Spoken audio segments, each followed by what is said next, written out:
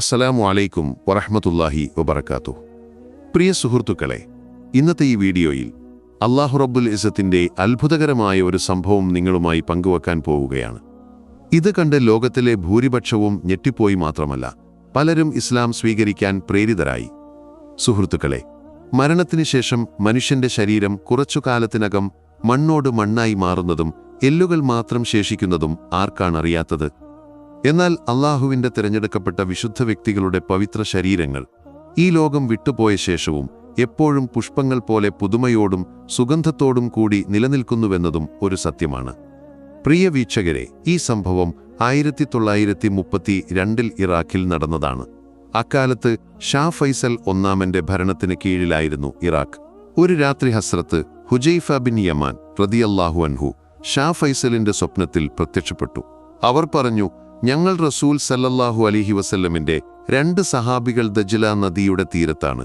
നദിയുടെ ഗതി മാറിക്കൊണ്ടിരിക്കുന്നു, വെള്ളം ഞങ്ങളുടെ നേർക്ക് വേഗത്തിൽ വരുന്നു. ഹുജൈഫ ബിൻ യമാൻ റളിയല്ലാഹു അൻഹുവിന്റെ ഖബറിൽ വെള്ളം കയറിക്കഴിഞ്ഞു. ജാബിർ ബിൻ അബ്ദുല്ല റളിയല്ലാഹു അൻഹുവിന്റെ ഖബറും നനഞ്ഞു തുടങ്ങി. ഞങ്ങളെ ഇവിടെ നിന്നെടുത്ത് മറ്റൊരു സുരക്ഷിതമായ സ്ഥലത്തേക്ക് മാറ്റണം.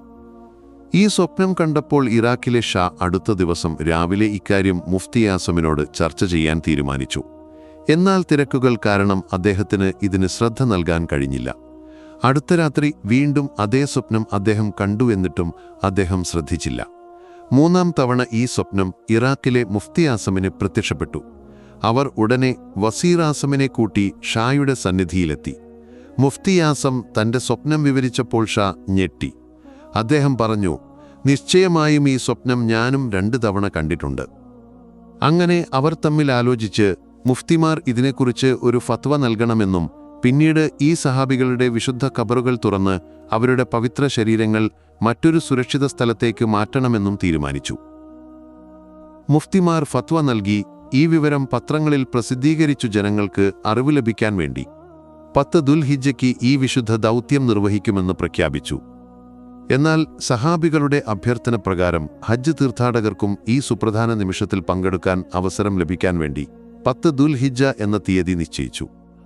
അങ്ങനെ ആ ദിവസം വന്നെത്തി. ബാഗ്ദാദ് നഗരത്തിന്റെ തെരുവുകൾ ജനങ്ങളാൽ നിറഞ്ഞു. അകലിൽ നിന്നും അടുത്തുനിന്നും വന്നവർ ഈ ദൗത്യം നിർവഹിക്കപ്പെടുന്നത് കാണാൻ കാത്തിരുന്നു. ലുഹർ നമസ്കാരത്തിന് ശേഷം ആയിരക്കണക്കിന് ആളുകളുടെ സാന്നിധ്യത്തിൽ 2 സഹാബികളുടെ വിശുദ്ധ ഖബറുകൾ തുറന്നു. ഖബറുകളിൽ വെള്ളം കയറിയിരുന്നു. എന്നാൽ കണ്ടവർ കണ്ട ദൃശ്യം വിവരണാതീതമായിരുന്നു. 1300 വർഷങ്ങൾക്ക് മുമ്പ് ദഫനം ചെയ്യപ്പെട്ട ഈ വിശുദ്ധ വ്യക്തികളുടെ ശരീരങ്ങളിപ്പോൾ ഉറങ്ങിയതുപോലെ പുതുമയോടെ കിടക്കുന്നു. അവരുടെ വിശുദ്ധ കണ്ണുകൾ തുറന്നിരുന്നു. ആ കണ്ണുകളിൽ ഒരു അസാധാരണ തിളക്കമുണ്ടായിരുന്നു. അത് ആരും മുമ്പ് കണ്ടിട്ടില്ല. സുഹൃത്തുക്കളെ, ഈ കാഴ്ച കണ്ടവരിൽ ഒരു ജർമ്മൻ ഫിസിയോളജിസ്റ്റും ഉണ്ടായിരുന്നു. 1300 വർഷത്തിലേറെ മുമ്പ് ദഫനം ചെയ്യപ്പെട്ട ഈ വിശുദ്ധ ശരീരങ്ങൾ ഇപ്പോൾ ഉറങ്ങിയതുപോലെ തോന്നിക്കുന്ന കാഴ്ച അവനെ അത്ഭുതപ്പെടുത്തി. അവൻ ഷായോട് അനുവാദം ചോദിച്ചു. ഈ കണ്ണുകൾ അടുത്തുനിന്ന് കാണാൻ ആഗ്രഹിക്കുന്നുവെന്ന്. അനുവാദം ലഭിച്ചപ്പോൾ അവൻ സഹാബികളുടെ വിശുദ്ധ കണ്ണുകൾ അടുത്തുനിന്ന് നോക്കി. 1300 വർഷങ്ങൾക്ക് മുമ്പ് ദഫനം ചെയ്യപ്പെട്ട ശരീരങ്ങൾ ഇങ്ങനെ പുതുമയോടെ കാണപ്പെടുന്നത് അവനെ വിശ്വസിക്കാൻ പ്രേരിപ്പിച്ചു. ഈ കാഴ്ച കണ്ട് അവൻ ഉടനടി ഷഹാദത്ത് ചൊല്ലി ഇസ്ലാമിൽ പ്രവേശിച്ചു. ഈ അത്ഭുതം കണ്ട് ഒട്ടനവധി ആളുകൾ ഇസ്ലാം സ്വീകരിച്ചു.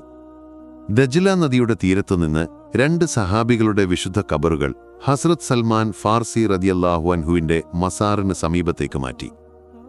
ഇതിപ്പോൾ ബാഗ്ദാദ് നഗരത്തിൽ നിന്ന് 30 മൈൽ അകലെയാണ്.